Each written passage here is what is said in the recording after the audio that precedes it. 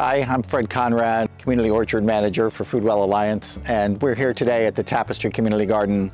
We're here to prune the muscadine grapes. We do that during the winter when the plants are dormant. Usually late winter is actually better than early winter. If you prune them too early in the season, sometimes a late freeze will have more damage pruned than unpruned. We're just going to go ahead and prune them up today and put a good shape on them to get them ready for spring. Today we're pruning the muscadines with a pair of hand pruner secateurs. These are Felco number 2s. This is a very good quality pruner with a replaceable blade in case it gets damaged. This vine is old and established. We're gonna have to do some heavy pruning on the bottom, but we've recently changed the 2-wire system. We put the top wire higher, so we're gonna form a new top on this vine today. So we're gonna show you what you would do with a mature plant and at the same time how to establish a new vine on a trellis. This is a Niffin system, 2 wires, it's a double T. When you're looking at it, you should get something to the impression of an old-fashioned telegraph pole.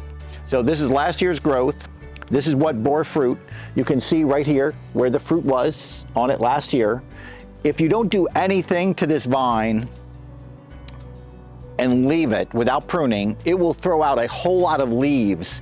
Every one of these little buds will throw out lots and lots of leaves, hundreds and hundreds of leaves, but it won't throw out these long runners that have the flower buds on them that then bear fruit. So the only way to get a good harvest is to give it a real good hard pruning during the winter. So we're just gonna do that. Right now I'm kind of standing, I'm tangled up. I'm just gonna prune away a little bit of this to get it out of my way. So last year what happened, we made the cut here.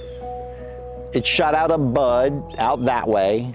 The bud flowered and bore fruit there on that new growth, first year growth. That's where all the flowers and fruit come on muscadines. That's why we're gonna prune them hard, leaving some buds so that we get a lot more of these shoots that bear fruit. What we're looking for when you're pruning the muscadines is these clusters of buds and stems. So this is a cluster that has 1, 2, 3, 4, 5, 6 spurs on it, and we are just going to cut back. I see buds real close there.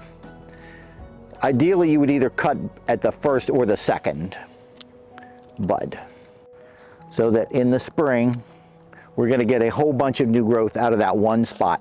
Hopefully there'll be a little distance to the next bundle of buds. It's actually possible for the plant to put on too much fruit, and then you have to come back and thin out the fruit, and nobody wants to do that.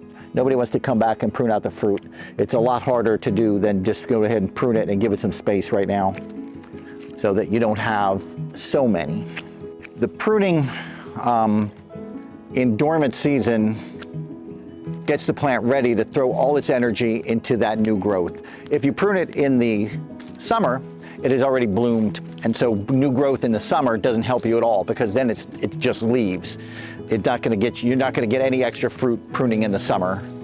This used to be the top wire of the T. We are now dropping it down. It's going to be the lower of the 2. We're just going to loop that around to give it the shape we want. All right, this is the finished cut. This is what it looked like before we started. You can see that there is a lot of just tangled up growth that's shading everything underneath, and it would just have leaves on it next year. It would have just a very few berries. This branch here will produce a very lot of fruit.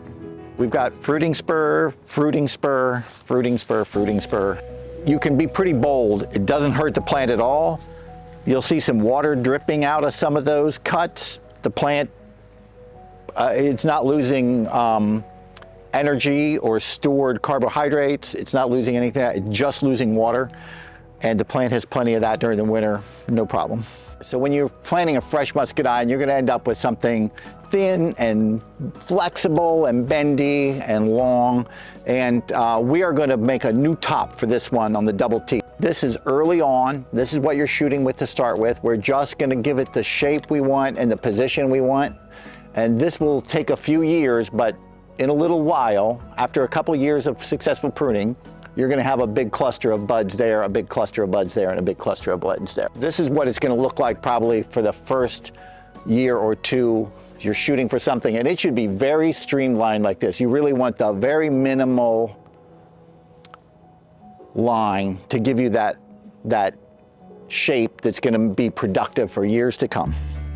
After we've got the shape we want, when the plants are new and they're very small and thin like this, they're pretty low visibility from a distance, so we often put a bright piece of orange or green flagging tape on there, a piece of ribbon that makes the wire easier to see so that nobody in the dark or the dusk walks into it without seeing it. Now that it's been pruned, this is all the pruning you're going to do until next winter.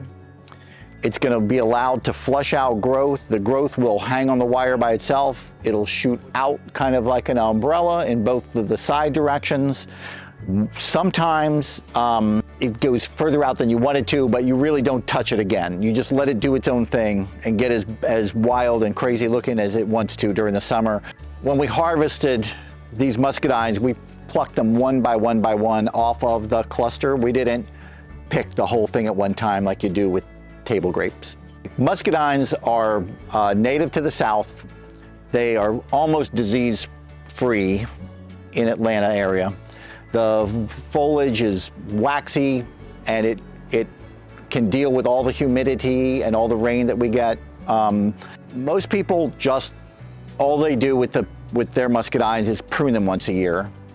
However, if you can irrigate during the summer, irrigation during dry spells will give you up to 10 extra pounds per plant of muscadines.